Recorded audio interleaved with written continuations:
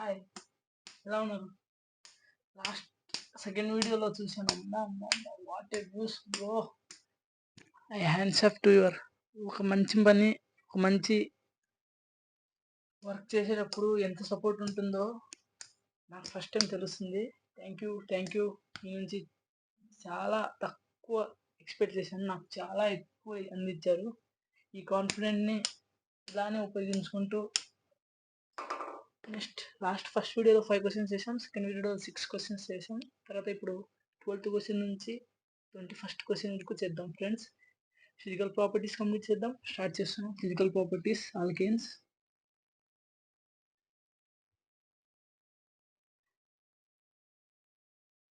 Twelfth question నుంచి start అవుతుంది. Plus మనకి ఈ వీడియోలో కెమికల్ ప్రాపర్టీస్ కూడా స్టార్ట్ చేస్తున్నాం.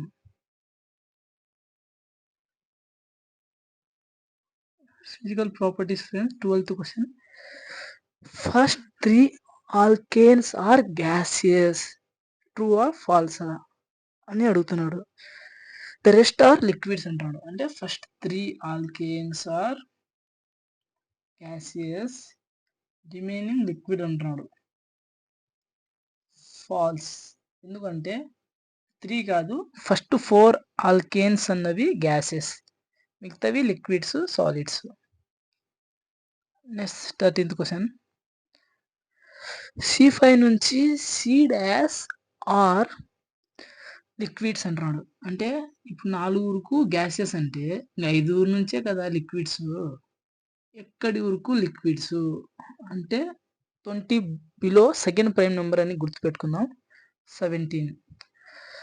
17 తర్వాత ఇంకా మనకు తెలిసిందే కదా, 17 అండ్ అబో సాలిడ్స్. అవసరం లేదు, మనకి ఈ క్వశ్చన్ అడిగారు. Next 14th one.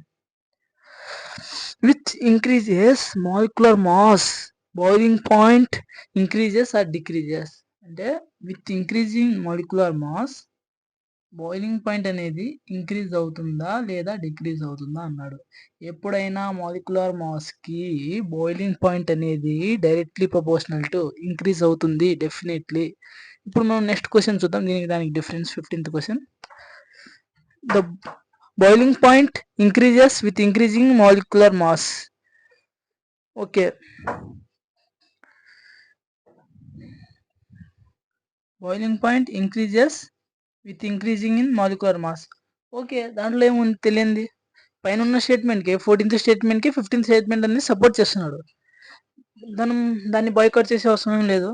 Okay, 16th question. 14th question వేసుకోండి, అదే ఆన్సర్ రాసుకుందాం. With increasing branching the molecular mass boiling point increases or decreases. అంటే బ్రాంచింగ్ ఇంక్రీజ్ అయ్యే కొద్దీ బాయిలింగ్ పాయింట్ ఇంక్రీజ్ అవుతుందా లేదా డిక్రీజ్ అవుతుందా అంటున్నాడు. ఫ్రెండ్స్, మనం ఎప్పుడు ఆపోజిట్లో వెళ్ళాలి.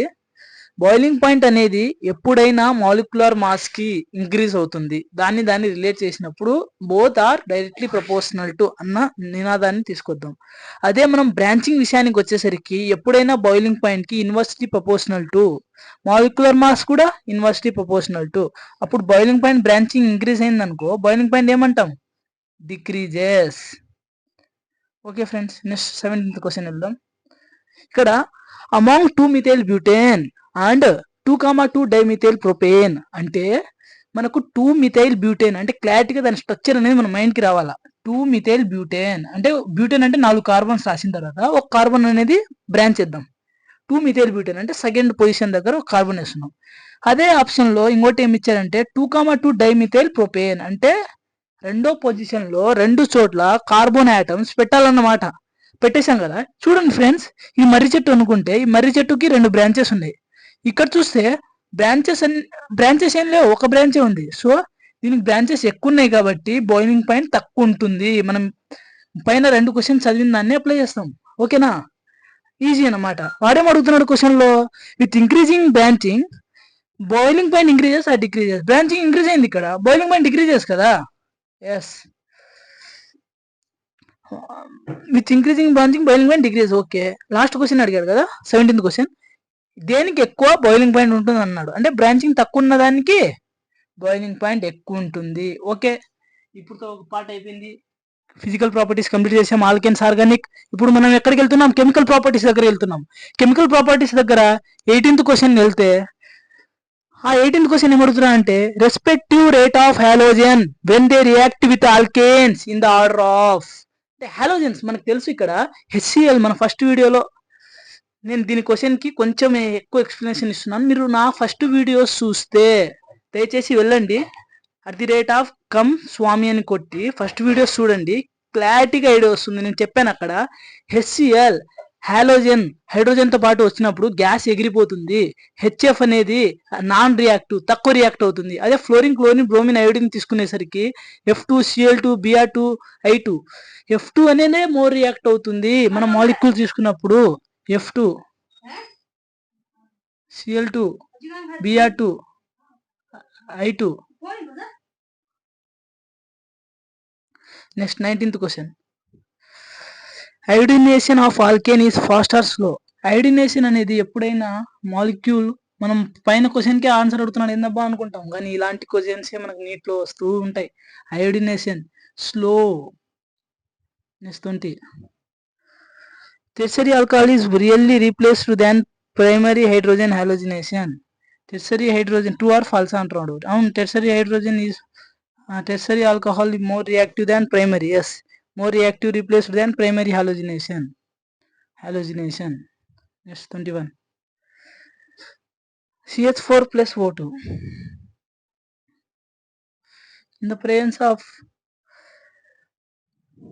Cu 523 Kelvin and 100 atm.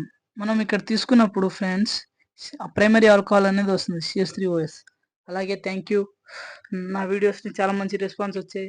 I never expected from you this much. Thank you very much. అలాగే ఏమన్నా వేరే టాపిక్స్ కావాలన్నా కామెంట్ చేయండి, మొహమాటం లేదు, డెఫినెట్లీ చేద్దాం. అలాగే చిన్న సబ్స్క్రైబ్ చేయండి. Thank you.